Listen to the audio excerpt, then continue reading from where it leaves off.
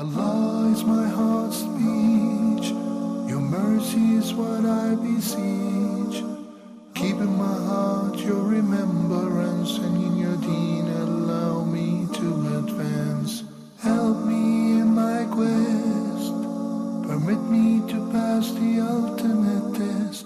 Help me in my quest, permit me to pass the ultimate test. Assalamu alaikum wa rahmatullahi wa barakatuh. Bismillahir Rahmanir Rahim. Alhamdulillah. Wassalatu wassalamu ala nabiyyihi wa Mustafa Sayyidina Muhammadin wa ala alihi wa sahbihi wa man walah wa ba'd. Dear viewers everywhere, welcome to a new edition of your program Ask Huda. A quick reminder with our phone numbers, since there is a slight change in one of the two phone numbers. The first one is still the same with the area code 0020238555249, only 249. And the other one is a cell phone number beginning with an area code 0020112500869. And the email addresses are ask@huda.tv and alternatively gardens@huda.tv. The questions which we receive on my Facebook page are answered separately on a pre-recorded episode or episodes, and they are uploaded on regular basis, answering the questions in the same order they were received. So far we reached the 41st episode, alhamdulillah wa shukrullah, on the Facebook episodes of Ask Huda. Without any further ado, you're most welcome to start ringing in, asking your valuable questions and concerns, and we'll do our best to answer them in the light of the Quran, the sound Sunnah, and the opinion of the great companions and scholars. The first pending question we have is from Sarah. Sister Sarah says, I reverted to Islam 10 years ago and married shortly afterwards. I did not know anything about a wali, and my husband did not mention it. What should we do? Okay, I would assume that your husband did not know as well. That is the best case scenario. But in fact, when it comes to marriage, and when it comes to business transaction, and when it comes to acts of worship, the believer must inquire about what is the proper way to do it. In fact, in a sound hadith which is narrated by the mother of the believers, Aisha, may Allah be pleased with her, she reported the Prophet ﷺ as saying, لا نكاح إلا بولي وشاهدي عدل. There is no valid marriage without the consent of the guardian of the girl and two just witnesses. Obviously, al-adala requires Islam, maturity, and honesty and trustworthiness, and so on. And they must be two men. So according to this hadith, it negates and it voids a marriage which is done without the consent of the guardian. In the case of a new Muslim woman, of course, she does not have a guardian from her family members if she was the only Muslim. And Allah subhanahu wa ta'ala said in the Quran, وَلَنْ يَجْعَلَ اللَّهُ لِلْكَافِرِينَ عَلَى الْمُؤْمِنِينَ سَبِيلًا. There is no authority for the disbelievers or the non-believers over the believers. Accordingly, the guardianship will be given to the Amir, the religious leader, or the person who's in charge in your locality. Let's say if you live in a non-Muslim country, and you have an Islamic center, so the head of the center, religious leader, or the imam, could be your wali if you choose so. The purpose of having a wali also is to guarantee your rights and to argue on your behalf whenever it is needed, and to secure all your rights of the dowry upfront, deferred, and solve problems, and so on. Since he did not know, and will assume that your husband too did not know, your marriage is valid 100%. Should you desire to have a guardian, you still have a chance to request the leader of your community to be your guardian if you do not have a family member who is a Muslim. May Allah bless you. Assalamu alaikum wa rahmatullahi wa barakatuh. Sister Aisha from the KSA, welcome to Ask Huda. Assalamu alaikum. I'm fine, alhamdulillah. Do me a favor and raise your voice just a little bit. Okay. So I have two questions, please. Nah. My first question is I have a problem about menstruation. For this month, I menstruate for 7 days, and it stopped. I sit for maybe 10 days, and it comes back again. Now my problem is, should I continue praying and fasting, or what should I do? Okay. And the second question is, a sister of mine she's having a heart problem, and she did not fast for 3 Ramadans now, and now she wants to know what to do. So make it up. Who did not fast during Ramadan? My sister's daughter. She's having a heart problem. Okay. Okay. And she did not fast for 3 Ramadans. Now. Now she wants to know what to do. Did she feed any masakin for the previous Ramadans? Yes. She did. Okay. Jazakumullah khair. Any other questions? Thank you, Sister Aisha. Barakallah fiki. To make this long story of the period and irregularity in adjusting the period and what is considered the hayd, regular period, and what is considered istihada, irregular bleeding, we need first to distinguish between al-hayd and al-istihada. Al-hayd is the monthly cycle which prevents the woman from praying, from fasting, from performing tawaf, from touching the Quran with bare hands, and according to many of the scholars, also reciting the Quran and entering the masjid and having an intimate relationship with one spouse. I mean, with intimate, a complete sexual relationship. While al-istihada does not prevent any of the above, it would only require the woman who's experiencing the irregular bleeding to perform tahara prior to every act of worship, such as the salah. Once the salah time has entered, she would perform wudu, and she will be capable to pray this fard namaz and all the relating nawafil before and after. And if she was combining 2 prayers, it would be possible to pray the 2 prayers at the time of either one with the same wudu because of her circumstances. Okay. So what is hayd? The regular monthly period, women either recognize that by a habit. A girl who reaches the age of puberty starts experiencing regular monthly period. It varies from a woman to another between 5 days, 7 days, more or less. It could be more than that with some women. And it could be just a few days, a couple days with certain women. This is something that you cannot adjust nor control. But if this is your period and you're used to it on a regular basis, then it was interrupted. Or after the period was over and you've seen the clear discharge and you performed ghusl, started praying, you saw some dropping. The color is different, the smell is different, then in this case, that will be treated as an irregular bleeding. That also may happen due to stress or medications, especially the hormonal medications, contraceptive pills. So if you used to have a certain fixed period, beyond that will be treated as an irregular bleeding, especially when the color of the blood and consistency is interrupted and the color is different, is entirely different than the regular color of the period blood. I know that it is very offensive to address this, but in fact, even gynecologists, female doctors, would not be able to determine whether this kind of bleeding is a hayd or istihada, and that's why sometimes we have to deal with it with some details. I remember Sheikh Ibn Uthaymeen, may Allah have mercy on him, saying that the women issues were with regards to the period and the menses is like a sea without a shore, an ocean without a shore. Every woman case is different, but we try to provide an answer which may cover a very broad spectrum of cases with regards to women issues. Assalamu alaikum wa rahmatullahi wa barakatuh. Sister Habiba from the KSA. How are you, Sheikh? I'm fine, alhamdulillah. Thank you for asking, Sister Habiba. How are you?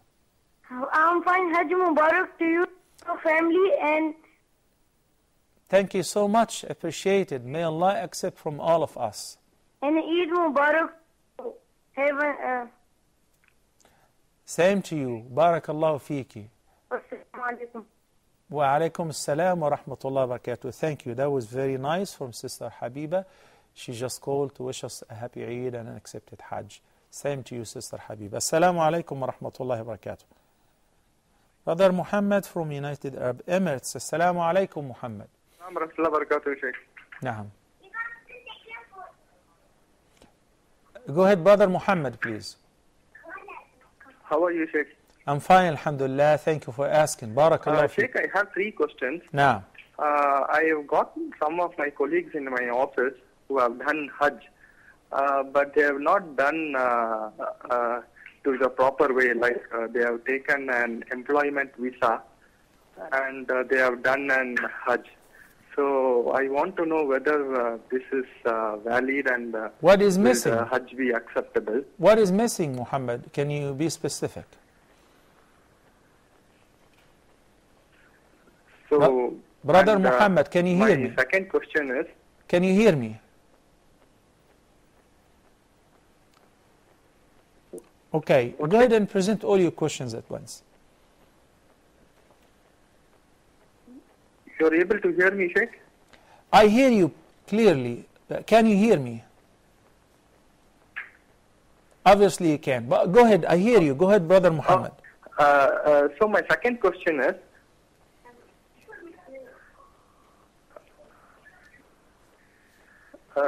during Eid al-Adha, here the local government, they don't allow to slaughter in our own houses like in villas. But still some people do the Eid al-Adha in their own house or in the villas. So is that permissible? Okay. And my third question is, like women are not allowed to go out of the house except with the mahram. But is it okay to, like if my wife goes and drops my son to the school bus, or if she goes to the nearby grocery store, or like if she goes for a walking?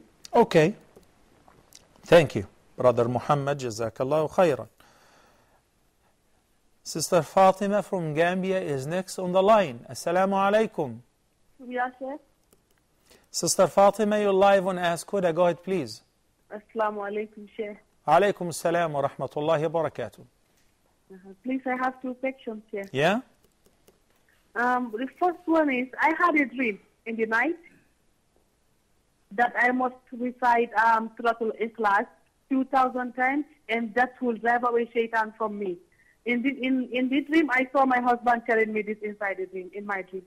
So the next question is, my mother also, she said that she does this Nawafil prayer at night, and she recites Suratul Ikhlas 100 times, each rakah 100 times, and she does the Nawafil prayer like 10 rakahs, up to 1,000 times Suratul Ikhlas. Is this right? Is this bid'ah, or I want to know, please, Sheikh? Yeah. Thank you, Sister Fatima from Gambia. Excuse me. Brother Muhammad from United Arab Emirates, I didn't quite get your first question with regards to Hajj, but inshallah during the break we'll try to investigate your first question and what was missing. I asked you, but you couldn't hear me. What was missing in order to tell you whether Hajj is valid or not, and how can you make this up, or if there is any penalty, to tell your friend. As far as the rules where you're living at, that they ban and restrict slaughtering in your own house because of, preventive medicine or whatever, I would rather comply with the Constitution as long as it does not forbid what is halal. This is for public health, so try to adhere to that. If we live in the States, we used to do the same thing in Europe. So we'd have a ranch out of the city limit, would go and would slaughter there and so on. If you would like to offer your udhiyah and you witness it, you can go to the slaughterhouse yourself and collect the meat afterward. Excuse me. As far as your question, and there is a misunderstanding in your question where you said that women are not allowed to go out without a mahram. That is not exactly true. Rather, we're talking about traveling, the travel distance without a mahram. But a woman may go out and go to the masjid and go shopping and do whatever is necessary, drop the kids to school, pick them up and take them to the training, to the classes, all of that, because the man is not around 24/7. The man is earning his living and the woman is taking care of raising the children and taking care of their needs. So there is no problem even going for a walk as long as she is secure against the fitna. And alhamdulillah, shukrullah, she is a very modest woman, then there is no problem in that. Barakallah fikum. Sister Fatima from Gambia. She had two questions. Both of them are pertaining a practice. The first one is reciting in the Nawafil Surah Al-Ikhlas 2,000 times. And her mother-in-law does another prayer, offers 10 rak'ahs, and each rak'ah she recites Surah Al-Ikhlas 100 times. In fact, whenever we have this number, it flashes very bright red, like, it must be something which is very known to the companions, narrated in any hadith. If it is not, then discard it. No matter who told you or advised you to do that, then this act of worship becomes an innovation. What does it mean? It means it will not be accepted. It means it is perfectly invalid. And it also means that you will be practicing an act of innovation. Because the Nabi sallallahu alayhi wa sallam said, من أحدث في أمرنا هذا ما ليس منه فهو رد. Whoever innovates in this religion of ours, in our religion, in our sharia, anything which does not belong to it, it will be rejected. Follow and do not innovate. In another hadith, the Prophet sallallahu alayhi wa sallam instructed. Assalamu alaikum wa rahmatullahi wa barakatuh. Muhammad from Algeria. Assalamu alaikum. Assalamu alaikum, Sheikh. Alaikum assalam wa rahmatullahi wa barakatuh. Assalamu alaikum wa barakatuh. Yeah. My question is regarding someone who is married for 2 women, but the first woman, he didn't live with her about 3 years.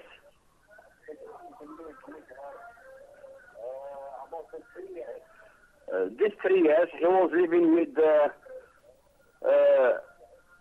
second woman, and after that, he died.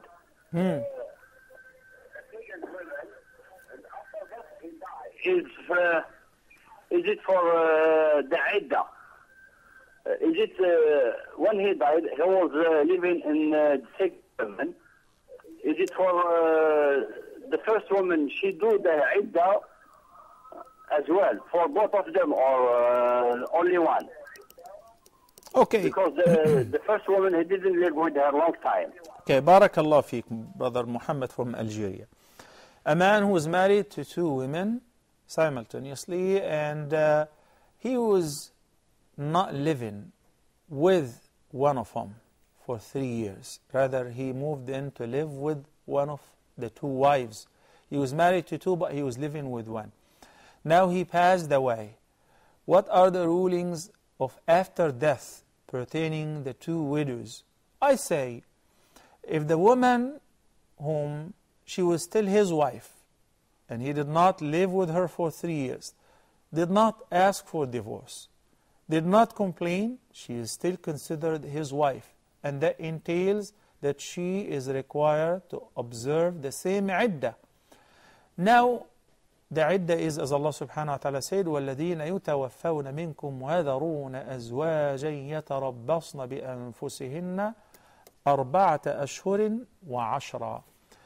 The iddah in this ayah is prescribed 4 months and 10 days for widows. A woman who loses her husband while they were still married.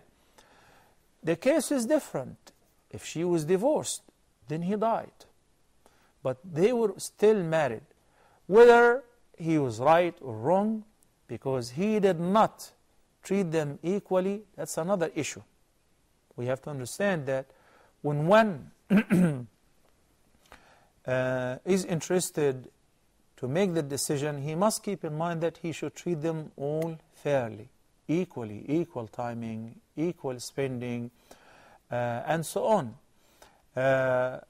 Otherwise, he will be unfair, and this is what is known as dhulm or oppression, and he will be liable for that and blameworthy. But if the wife, who did not enjoy her right and did not object to that, did not file for a divorce, nor did she ask for it, then he died. In this condition, she must observe the same iddah, which is 4 months and 10 days. Assalamu alaikum wa rahmatullahi wa barakatuh. طيب, we lost that call. Please try again. Brother Abu Bakr Yahya, he says in his question, are all innovations rejected and bad? For example, is the Mawlid a bad innovation? I don't know if all of you know the term Mawlid, but let's discuss the first part of the question, which is all innovations. All innovations in the deen, in the religious practices, are bad. This is agreed upon it.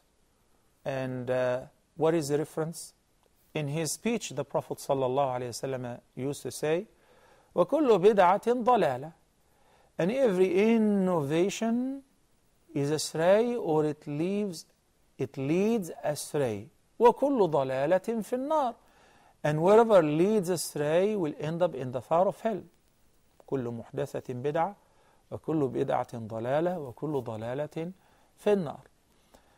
The ayah of Surah Al-Ma'idah made it very clear that, alhamdulillah, Muslims enjoy this great virtue of having their deen being perfected during the life of the Prophet ﷺ. This ayah, as you know, was revealed during the Hajj, Hajjatul Wada'. Assalamu alaikum wa rahmatullahi wa barakatuh. Brother Mustafa from the KSA. Assalamu alaikum. Alaikum assalam wa rahmatullahi wa barakatuh. Yes, how are you, sir? I'm fine, alhamdulillah. About all what you do, all the members of the channel. Thank you. Barakallah feek wa jazakallahu khayra.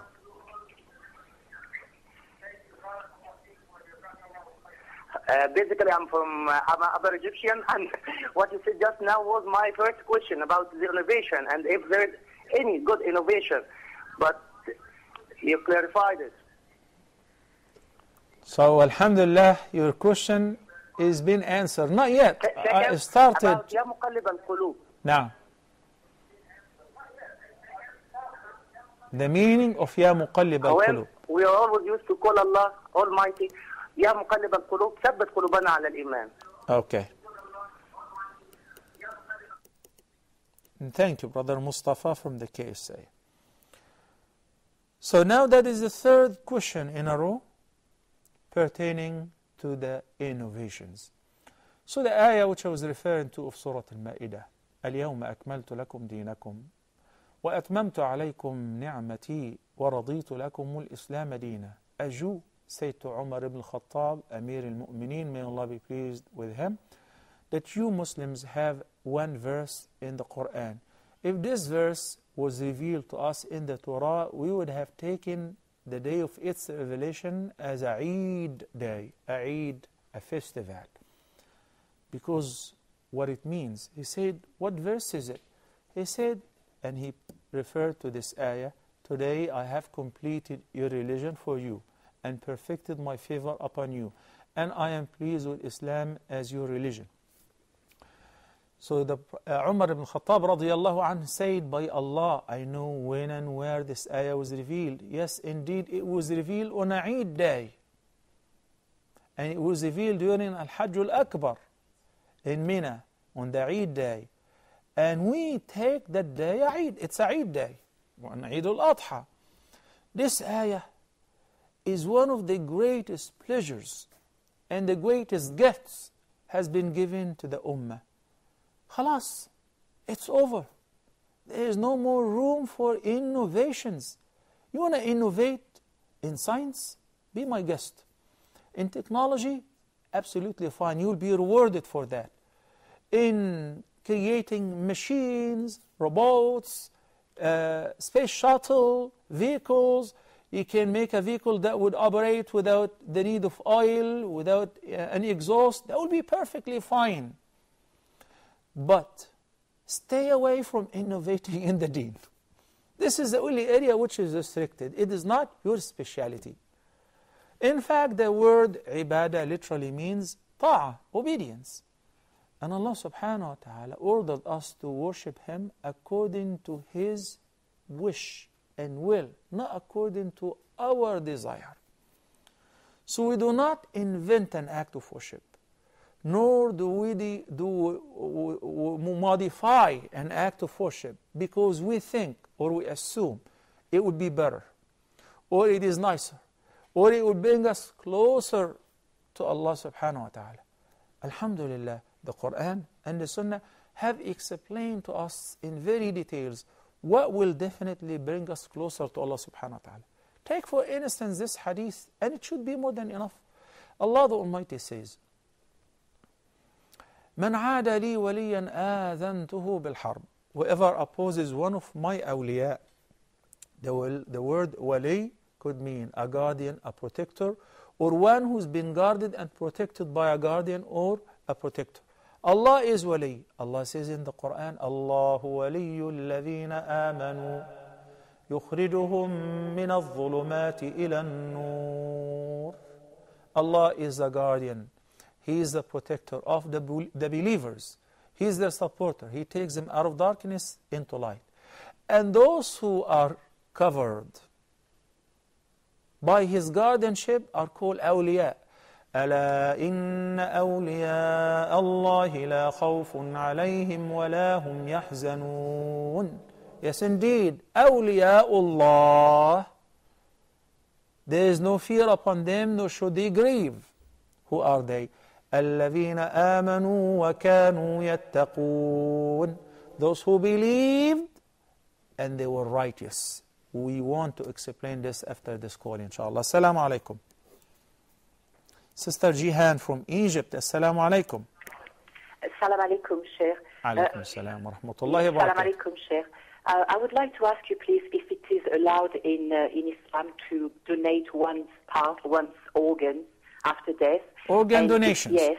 How is it done since bodies are buried very quickly? All right, thank you. Thank you. Inshallah, we'll answer your question, Sister Jihan. But we're going to take a short break, and inshallah, we'll get back with you with continuing answering about the innovations and so on, and also Mustafa's question and Sister Jihan's question. Please stay tuned.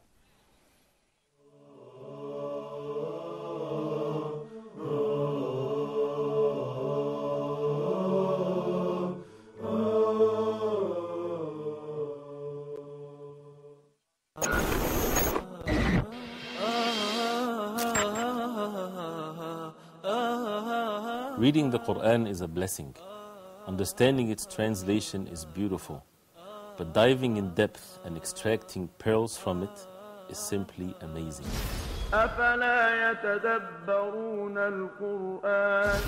Do they not ponder upon the Quran? Every week, inshallah, we will dig deep and reflect on the verses of the Quran one by one.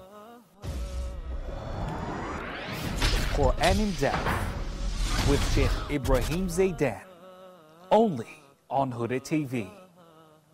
يا ذا الجلال والإكرام يا حي يا قيوم لا إله إلا أنت سبحانك إنا كنا من الظالمين اللهم أحسن عاقبتنا في الأمور كلها وأجرنا من خزي الدنيا وعذاب الآخرة برحمتك يا أرحم الراحمين اللهم أصلح لنا ديننا الذي هو عصمة أمرنا، وأصلح لنا دنيانا التي فيها معاشنا، وأصلح لنا آخرتنا التي إليها معادنا، واجعل الحياة زيادة لنا في كل خير، واجعل الموت راحة لنا من كل شر.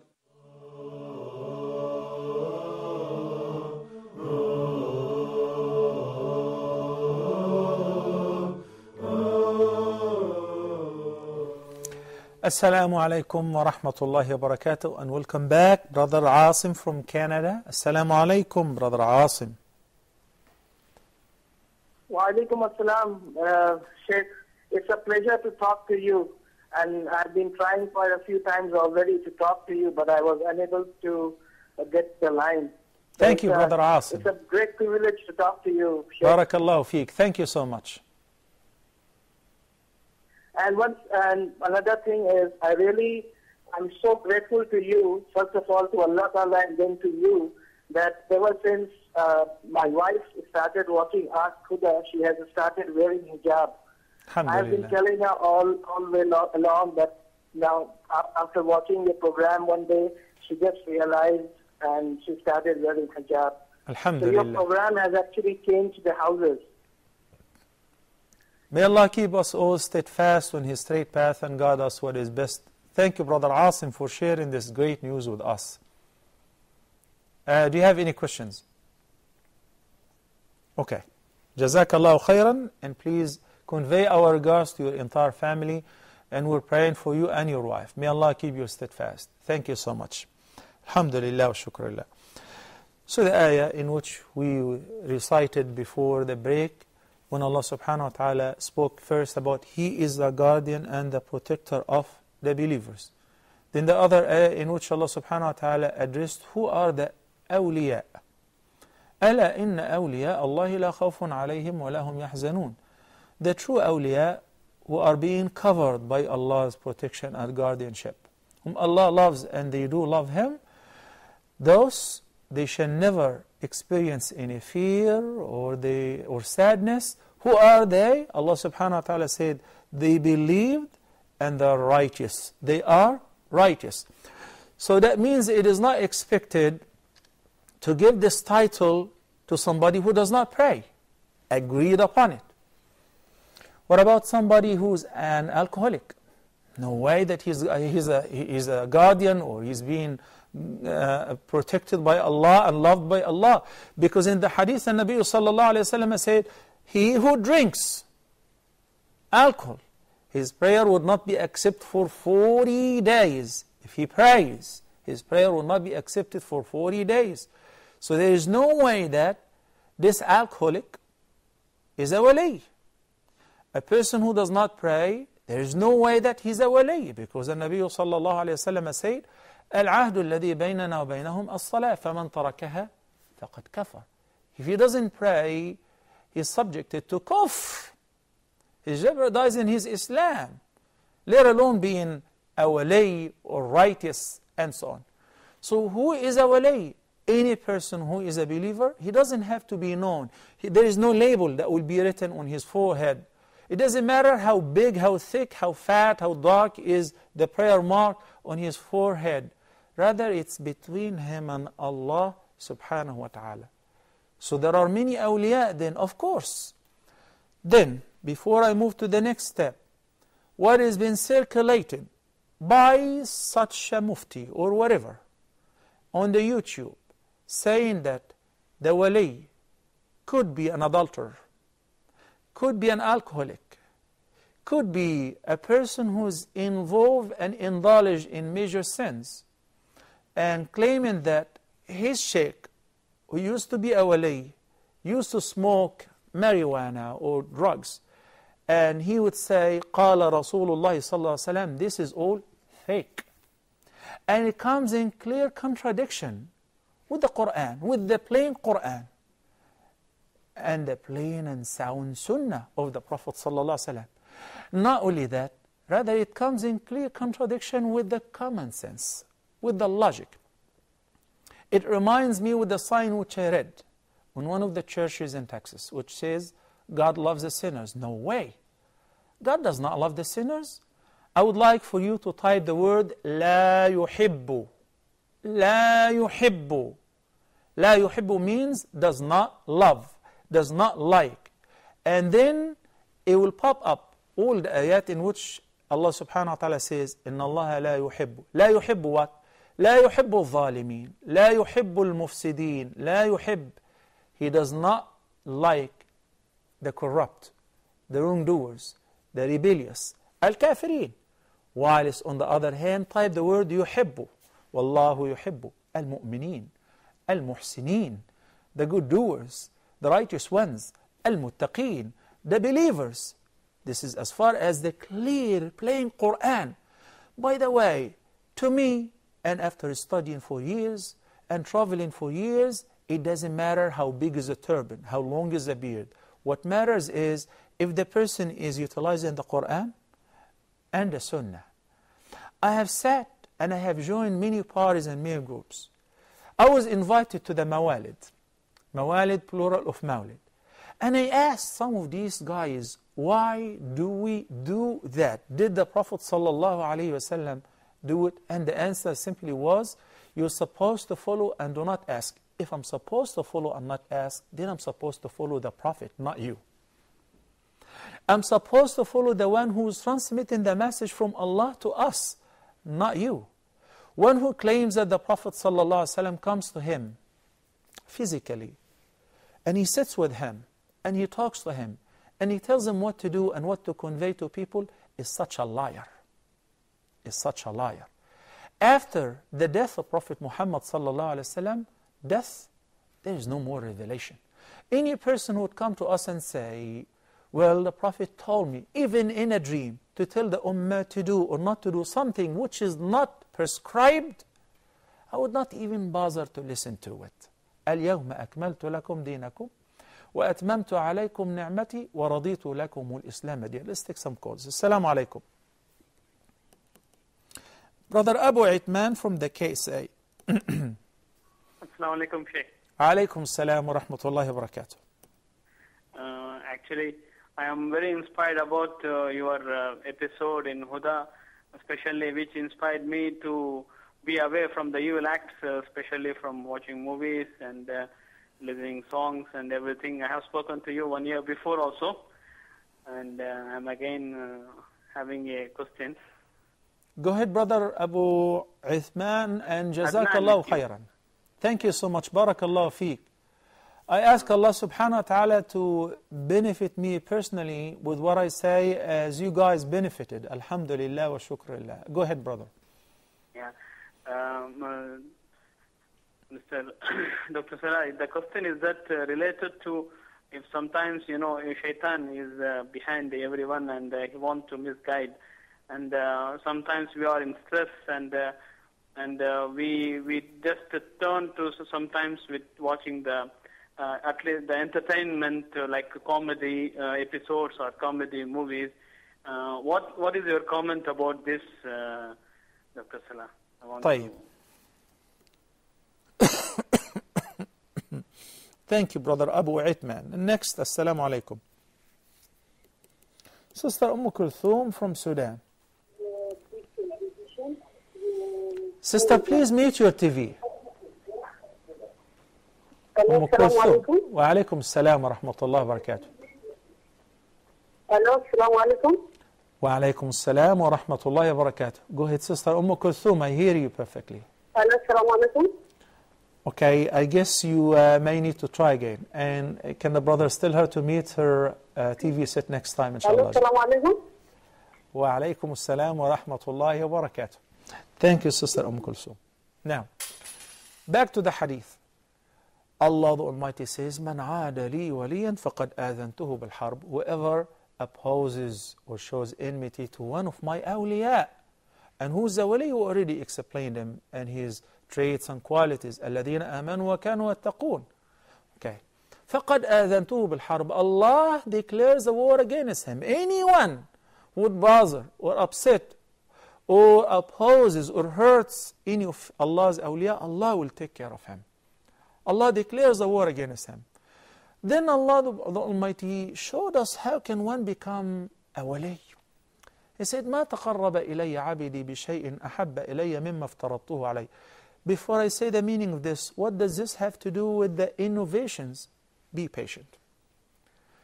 Allah the Almighty said, there is nothing can bring my servant close to me, يعني will make him dear to me, loved by me, approved by me.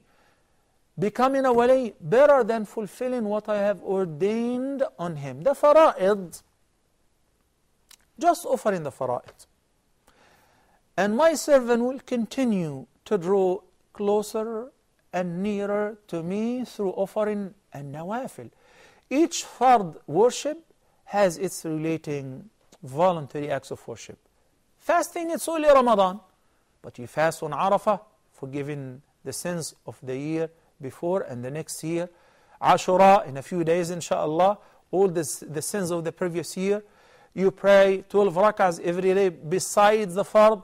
Allah will build a house for you in paradise. These are the means of nearness, the means of approach. Al-wasa'il, plural of wasila, which Allah subhanahu wa ta'ala referred to in Surah Al-Ma'idah. اتقوا الله وابتغوا إليه الوسيلة وجاهدوا في سبيله لعلكم تفلحون. Seek the means of approach. Here are the wasa'il, and nawafil. Okay? You'll continue to do nawafil, an increase of the approved and prescribed nawafil until Allah loves you. So the first initiative that you do, what will show that you truly love Allah, until Allah loves you in return.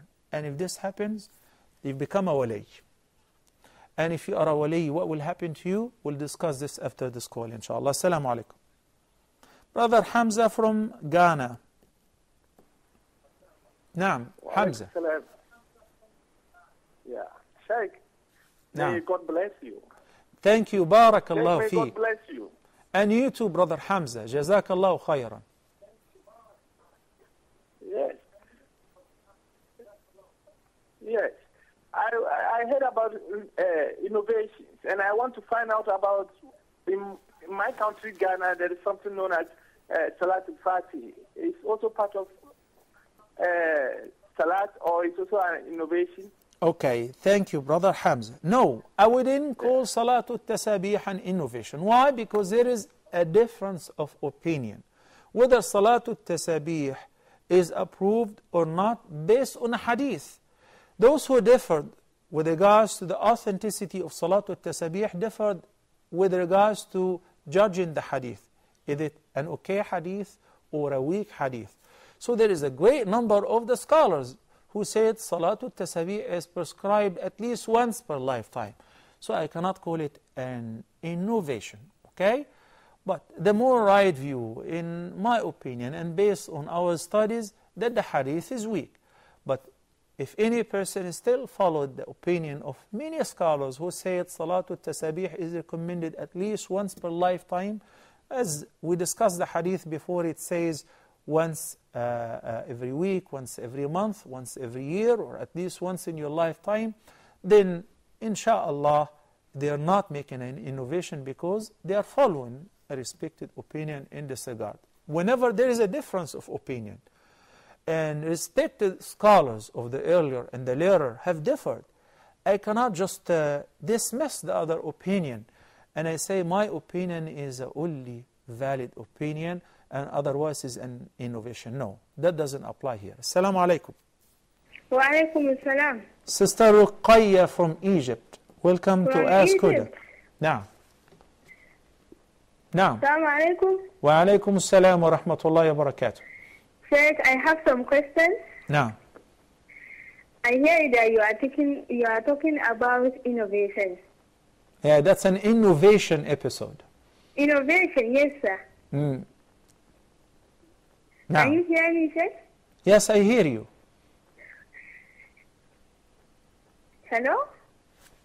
Sister Ruqayya, continue, Sheikh, please. my question is that I am reciting some surah every day, like Suratul Waqi'ah, Surah Al-Rahman and Surah Al-Mulk. Now, Is that innovation? And another question is that about Surah Al-Mulk. Is it necessary to recite it every night, or you can recite it before at night?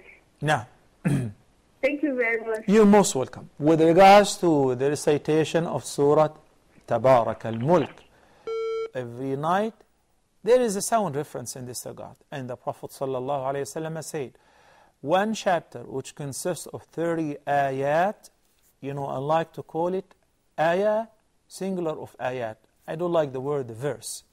Okay? It interceded on its companion. The surah has become like a companion to a person who used to frequently recite it. They became like intimate friends. So when he died, it interceded on his behalf until it made him enter paradise. That is Surah Al-Mulk. So it is recommended to be recited every night. Fine. The hadith with regards to Surah Al-Waqi'ah and it prevents poverty is a weak hadith.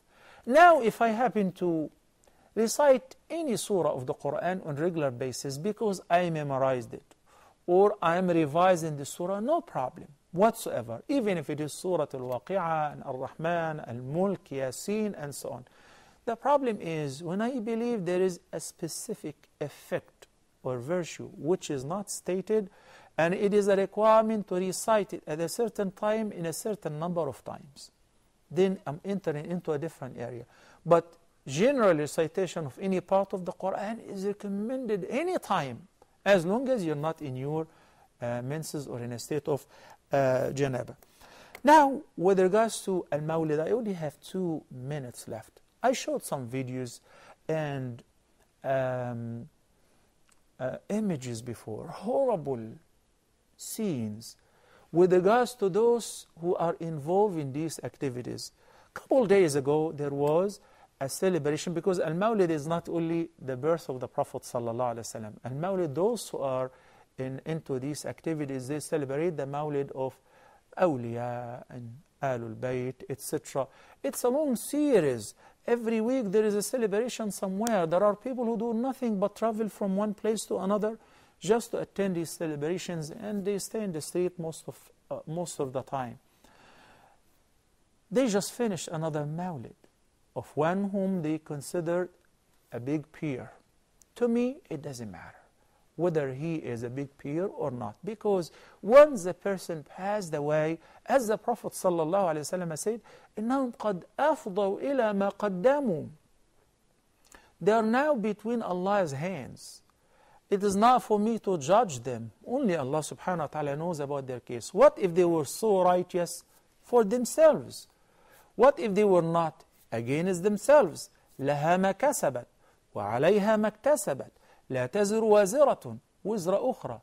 But for me to consider the day of their birth and the day of their death a moment of commemoration, get men and women together and play the drum and the musical instruments and distribute the sweet and celebrate the Mawlid, I would be more than happy to show some recent images of these celebrations, which if the Prophet ﷺ happened to be alive and pass by these guys, he would rush, he would run away. He would not recognize that these people are members of his ummah. This is not the ibadah. The ibadah is about the khushu', not about dancing and mingling. In the salah, men are first, then children, then women. Why? Because we do not mingle men and women. That we mingle men and women, they mingle men and women in dancing. And what is the cause? Celebration. Of what? A commemoration of whoever. Not even a commemoration of the birth or the death of the Prophet ﷺ. We need to learn how exactly the companions of the Prophet ﷺ, who have been admired by Allah in His Quran, and by the Prophet ﷺ when he said, خَيْرُ النَّاسِ قَرْنِي, the best of mankind are my generation, my people, my companions, and Allah admired them and purified them. Then how much they love the Prophet ﷺ, the true love which led Talha ibn Ubaidillah make his back as an armor to collect the arrows and the spears instead of hitting the Prophet ﷺ. Made them sacrifice their lives, their wealth and everything for the sake of Allah because they loved Him and they loved His Messenger. That is a true love. When the Prophet ﷺ died, what did they do? How did they celebrate that? I guess because we ran out of time, this is an unfinished business. And this is very serious and very important. So inshallah, to be continued. أقول قولي هذا وأستغفر الله لي ولكم وصلى الله على نبينا محمد وعلى آله وصحبه وسلم وجزاكم الله خيرا والسلام عليكم ورحمة الله وبركاته. Allah is my heart's speech, your mercy is what I beseech. Keep in my heart your remembrance, and in your deen allow me to advance. Help me in my quest, permit me to pass the ultimate test.